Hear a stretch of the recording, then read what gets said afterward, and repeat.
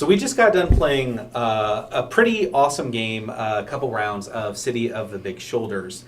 And we're just going to kind of just talk to Ray, just answer some questions about it, kind of the development of it, the history of the game itself, and just kind of get a few more details out of these guys if you're interested in learning a little bit more about the game itself. So Ray and then Emily, his partner, who is responsible for all of the beautiful artwork in the game. A really good job with that. Thank you. It really is stunning. And I don't know how well you're able to see this, but just this background imprinting of the map of Chicago on the board. It's so hard for you probably to see this, but just the line etching on all of these little drawings is just phenomenal. It's really fantastic. So, but yeah, so Ray, I'd like to know when you first decided that you were a board gamer. What was it that made you decide to be a board gamer? That's a really good question. So, it's kind of a long story. So when I was in second grade, I had a teacher named Miss Crocker. She had us design a board game in our class. I remember, marking on this big piece of poster board, and I had all these crazy, fantastic ideas. It was a space game. So the idea is you can go through a wormhole from one area of the board to another area of the board. And I grew up in a family of more traditional gamers. So, we would have, my grandmother would cook dinner and invite everybody over on Sunday.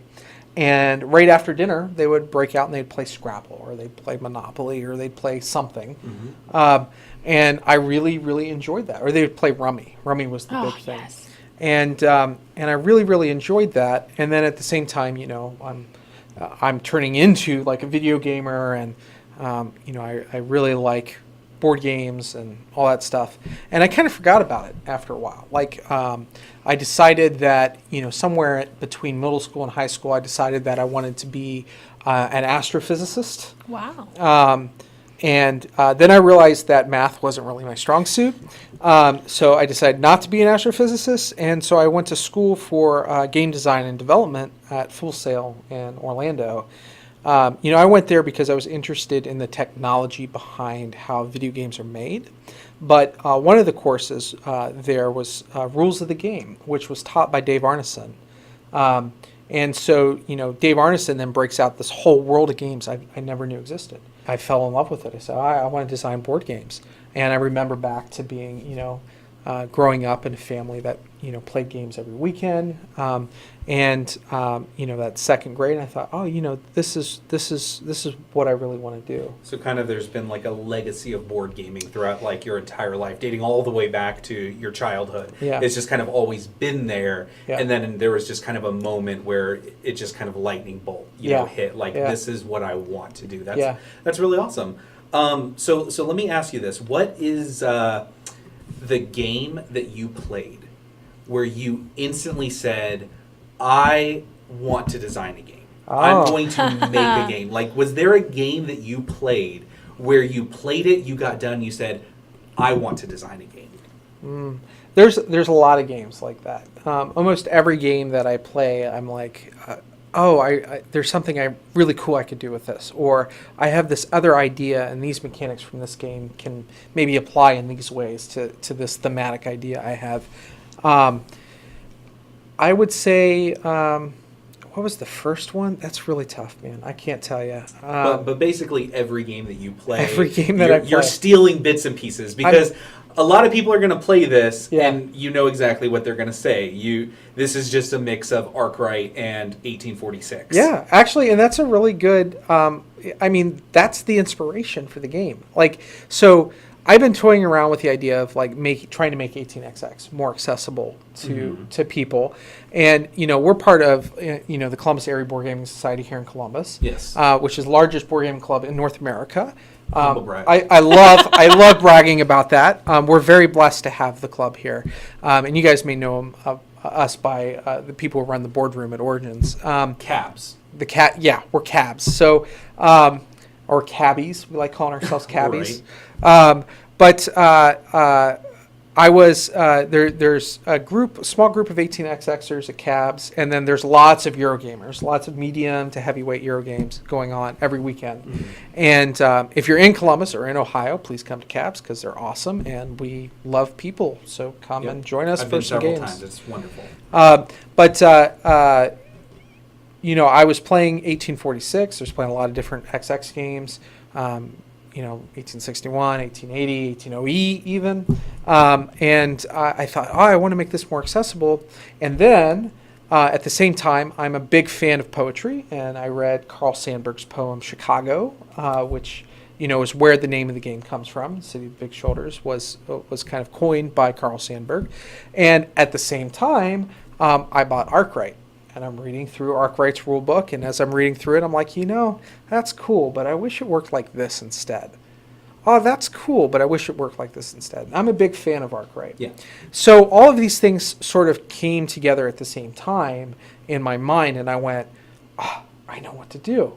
I'm going to make a game sort of like Arkwright, sort of like 1846, but I'm going to take, my own influence on it. I'm going to add my own ideas around mechanics to it, and I'm just going to play test it and try to come up with something that I think is really great and that hopefully other people think is really great. And there's just sort of this spark that came into play that was like, that's the game. That's what I want to make.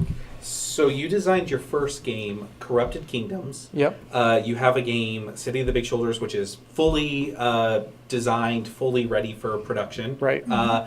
And I know that me and you, beyond being account manager and play tester and developer and everything, we're friends. Right, so absolutely. We talk a lot. And you've talked to me about lots of other designs that you have that you're excited about. So let me ask you this. Are you somebody that designs mechanics first or theme first? Oh, this is the age-old question among game designers. So I used to be a mechanics first person, and I think a lot of game designers go through this phase. Like, Corrupted Kingdoms was initially a game called Red Tape, and I spent 7 years on Red Tape, like just playing with mechanics and experimenting with things. And I was really interested in sort of multiplayer politics that take place and how mechanics can create political behaviors in its players and how it can create these sort of political dynamics within the game. And so I call that my research period. And I think a lot of game designers go through a research period where they're doing lots of mechanical kind of things.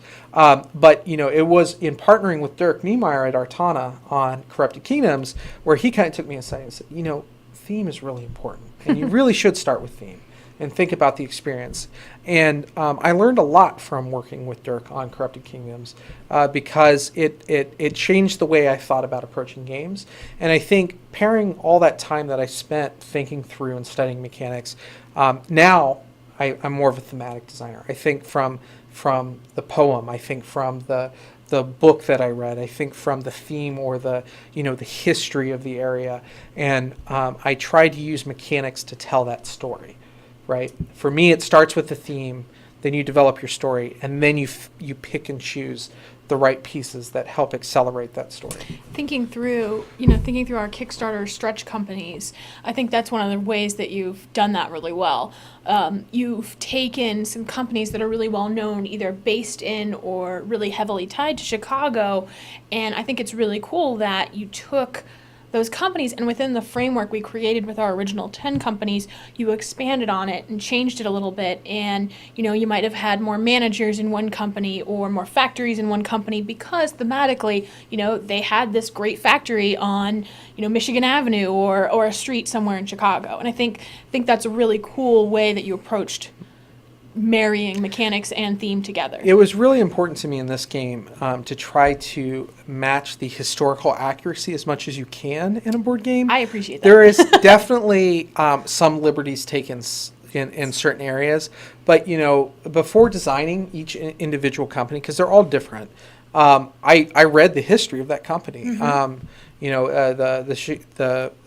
The Chicago Historical Society. There's a site called Chicagoology, which is this person or this group of people that really love Chicago. It's a fantastic site, and it's been a huge resource there. And then we've read some books about American history during that time period around Chicago.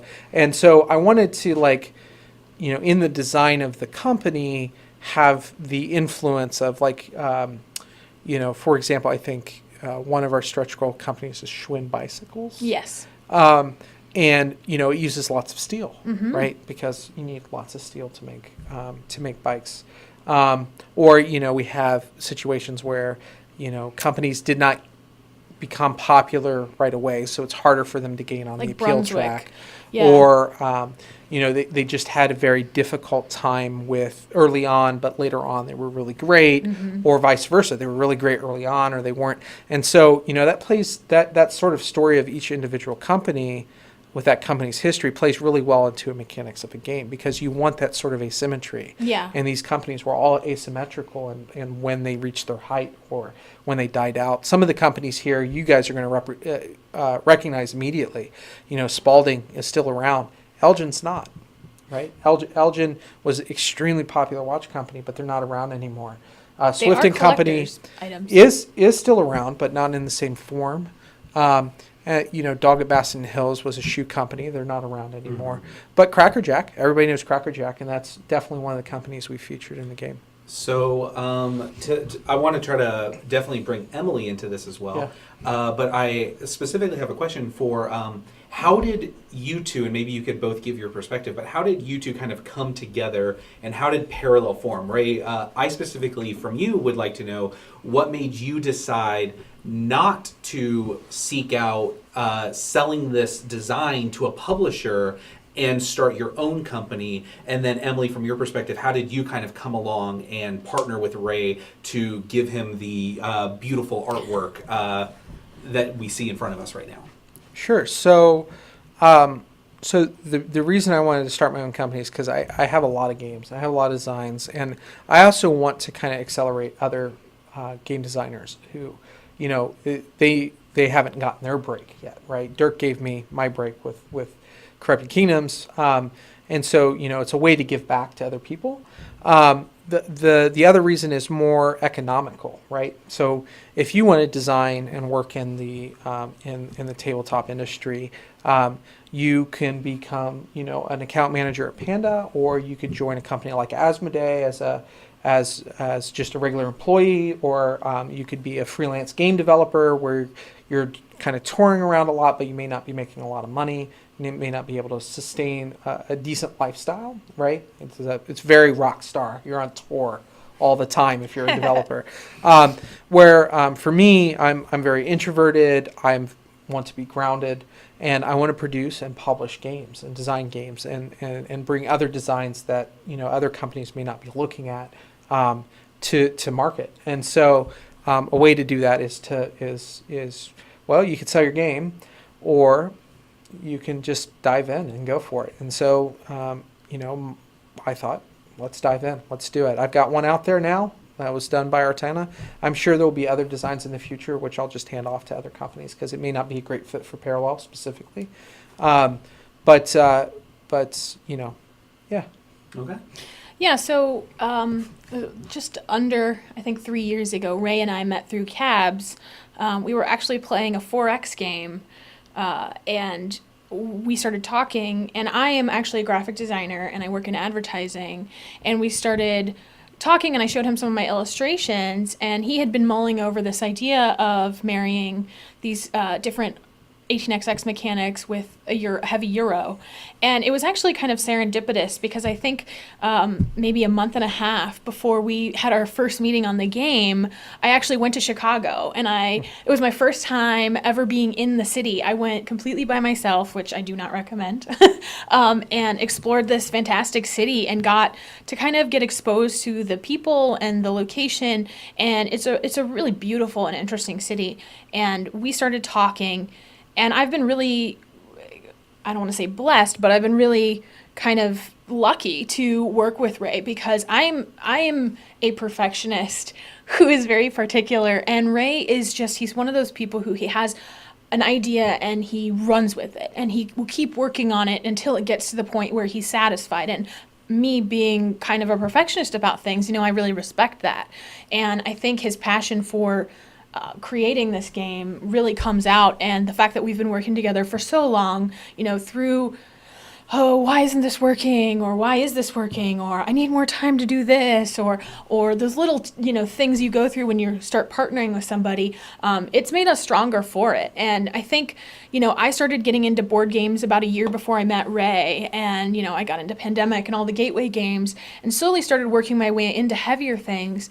And I find myself, this has been maybe 4.5 years ago at this point, looking around and wanting this to be my life too. And so when we started talking, he wanted to build this company because he had ideas for games. And, I love creating things, and I love figuring things out, and I love planning things. And, I'm a super extrovert, so I'll talk to anybody about anything all day. And I think that's one of the reasons we work together well, because he has the drive to keep pushing us forward, and I have the desire to kind of finish the project or to make something great. And I think, it's been a good partnership so far, and we both want to make really good games. And we work well together too. We do. I mean, I've worked on projects with people previously, and not necessarily games, but just any project, and you always have a little bit of like friction or something. Yeah. And we really don't. Sometimes there's some arguments around design and yeah. some other Well, things. I'll be like, I can't move that over there, Ray, because the other thing has to go Right. there. but overall, it's been a great partnership. It has, and we hope that Parallel will do really well. And Ray's got a bunch of game ideas. I've got one on the back burner. We've got some people who are looking to partner with us to create some new games. We've actually we have one. We're in talk with 3 separate designers. One, we've actually accepted their game, which will be on Kickstarter at some point in the future. I don't want to make promises. And we have another that is currently going through a review process, and one more which is early on in the review process. And all of them are very exciting. Some of them are lighter, some of them are heavier. But for us, we want to publish games. It's not just and good about games. Well, design. that actually brings me to a question then. You mentioned just a little bit ago if it fits the parallel games model. Yeah. What games fit with parallel games? That's So people out there that are designing games and have ideas and want to come up to you at a convention and pitch a game to you to Right. take under review. What type of games are you looking for? We're looking for things that are really unique and really good. Yes. So the one thing about Parallel is we kind of want to publish everything. Yes. We don't want to. There's different strategies when you're trying to create a publisher. Like, do you do light games and then go straight to distribution and ignore Kickstarter, Or like Haba, or they have do you- their kids line. or you do something like Capstone, right? Who, by the way, has Pipeline coming out. If Yes. you're not backing Pipeline and you're backing City, go back Pipeline too. Back them both. Heavy games. Because it's awesome.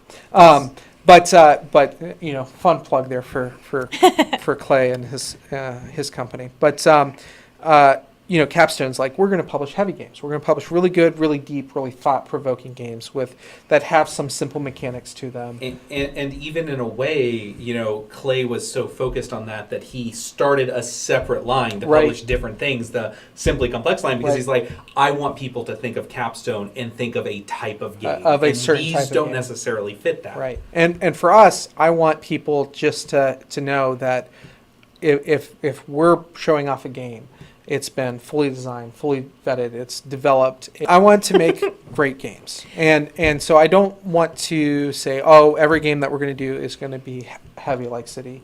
And in fact, the game we signed is actually a very light game because we want to see if we can do it. Can we pull off a light game? I think we can. But, part of that also is we're a new company, so we're finding our way. Yeah. We may end up going, okay, well, we've done the light game. It doesn't do very well for us, and it's not the right fit. And I think after maybe 5 to 10 years of being in the business and publishing games, we'll get a better understanding of exactly the kind of game that Parallel is known for producing. So nothing specific, but any game that Parallel comes out with will be ensured that your team fully believes in it. Yes. Correct. Yeah. Okay.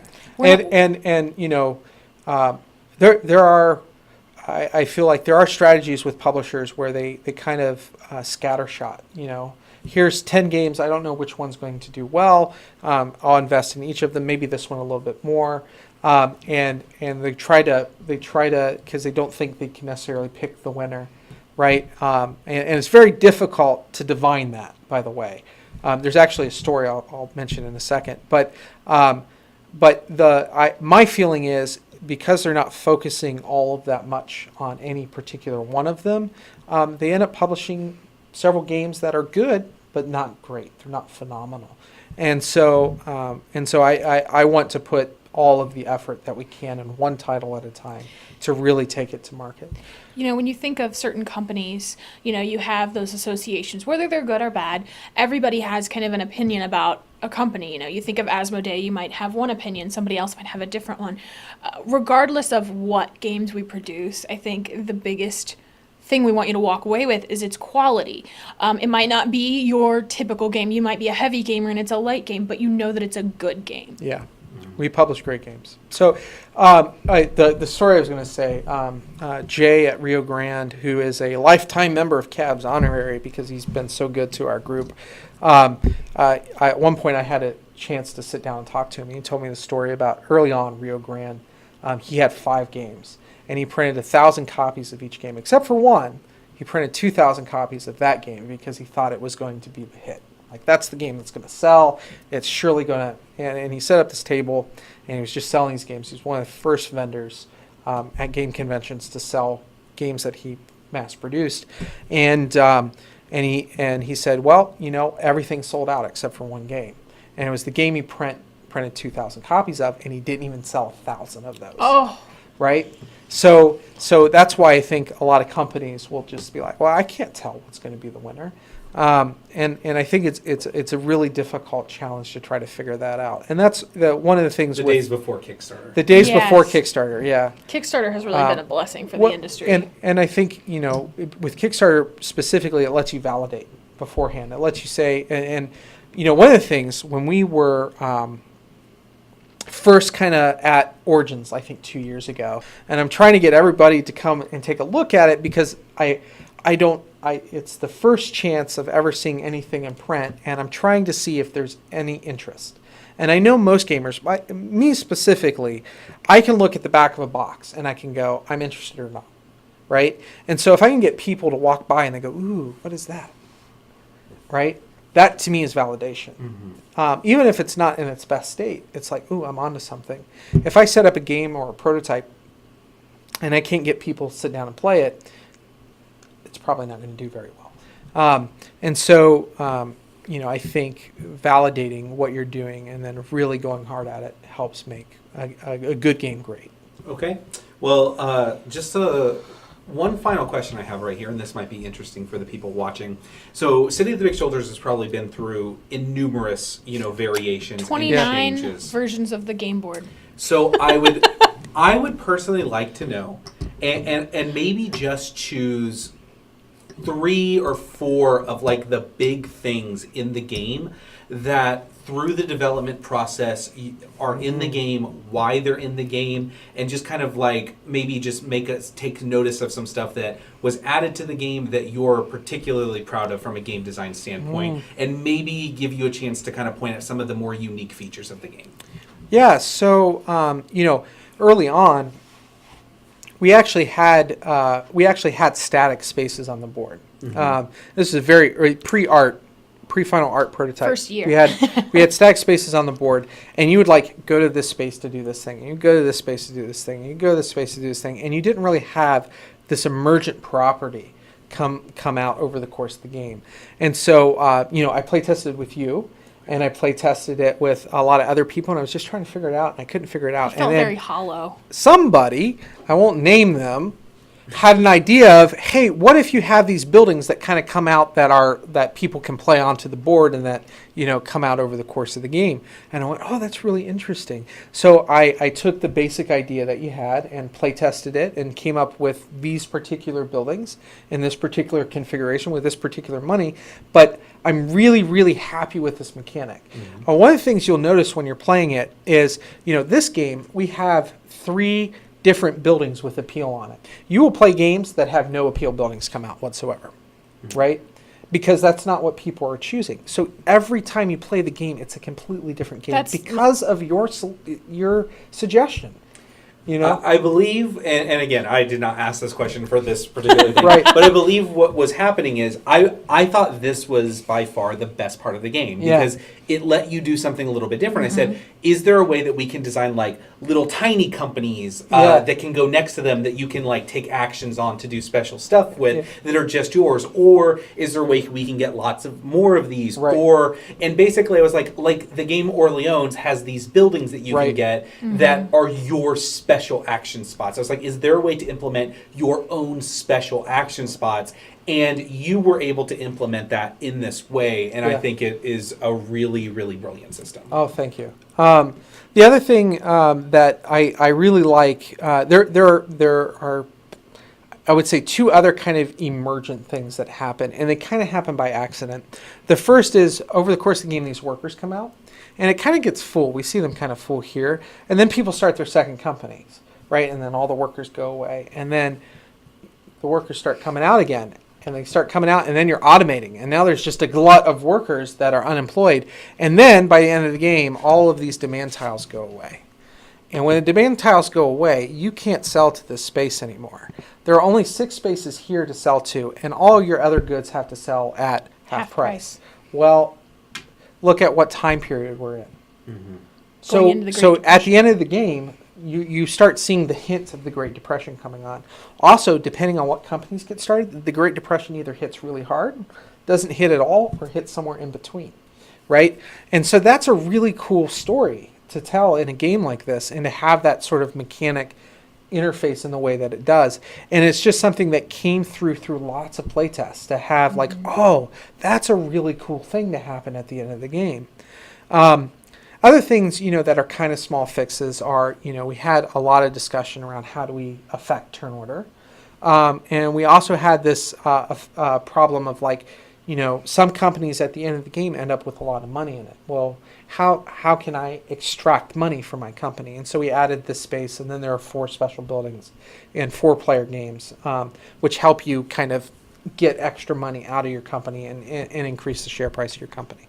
So all of those mechanics, I think, work really well together, and I'm really proud of those ones specifically. And Emily, what is your favorite illustration in the game? Oh God. My favorite illustration, I don't know, to be honest. I mean, the box cover took a long time, and That's a really good pick. Thank Yeah. you.